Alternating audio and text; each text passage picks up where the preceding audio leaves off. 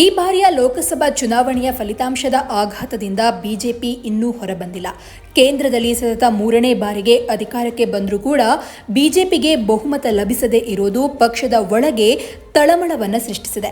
ಈ ಹಿನ್ನೆಲೆಯಲ್ಲಿ ಬಿಜೆಪಿ ತಳಮಟ್ಟದಲ್ಲಿ ಪಕ್ಷ ಸಂಘಟನೆಗೆ ಮತ್ತೆ ಮುಂದಾಗಿದೆ.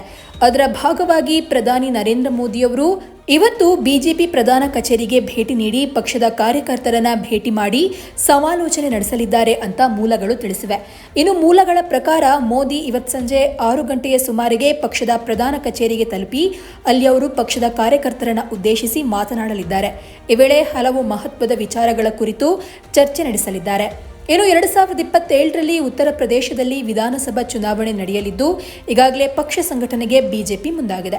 ಅದರ ಜೊತೆಗೆ ಪಕ್ಷಕ್ಕೆ ತಕ್ಷಣದ ಸವಾಲು ಎಂಬಂತೆ ರಾಜ್ಯದ 10 ವಿಧಾನಸಭಾ ಕ್ಷೇತ್ರಗಳ ಉಪಚುನಾವಣೆ ಎದುರಾಗಿದೆ.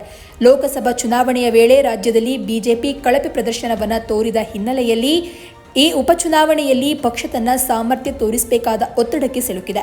ಚುನಾವಣಾ ಆಯೋಗ ಇನ್ನೂ ದಿನಾಂಕವನ್ನು ಘೋಷಿಸಿಲ್ಲ. ಆದಾಗ್ಯೂ ಕೂಡ ಬಿಜೆಪಿ ತಲೆ ಕೆಡಿಸಿಕೊಂಡಿದೆ.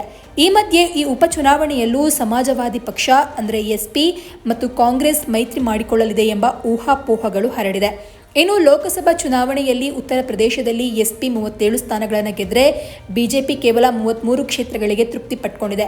ಎಸ್ಪಿಯೊಂದಿಗೆ ಮೈತ್ರಿ ಮಾಡಿಕೊಂಡು ಕಾಂಗ್ರೆಸ್ ರಾಜ್ಯದಲ್ಲಿ 6 ಸ್ಥಾನಗಳಲ್ಲಿ ಜಯಬೇರಿಯನ್ನು ಬಾರಿಸಿದೆ. ಇನ್ನು ಯೋಗಿ ಆದಿತ್ಯನಾಥ್ ತಲೆದಂಡ.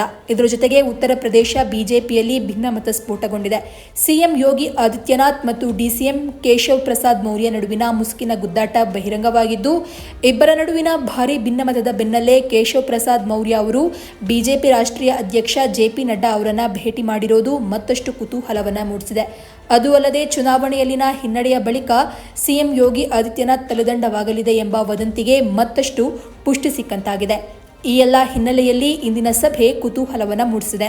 ಇನ್ನು ವಿಶೇಷ ಅಂತ ಅಂದರೆ ಜುಲೈ ಅಂತ್ಯದ ವೇಳೆಗೆ ಬಿಜೆಪಿ ಆಡಳಿತವಿರುವಂತಹ ರಾಜ್ಯಗಳ ಮುಖ್ಯಮಂತ್ರಿಗಳ ಸಭೆ ನಡೆಯುವ ಸಾಧ್ಯತೆ ಇದೆ. ಸಭೆಯಲ್ಲಿ ಪ್ರಧಾನಿ ಮೋದಿ, ರಕ್ಷಣಾ ಸಚಿವ ರಾಜನಾಥ್ ಸಿಂಗ್, ಬಿಜೆಪಿ ಅಧ್ಯಕ್ಷ ಜೆಪಿ ನಡ್ಡಾ ಮತ್ತು ಗೃಹ ಸಚಿವ ಅಮಿತ್ ಶಾ ಉಪಸ್ಥಿತರಿರಲಿದ್ದಾರೆ.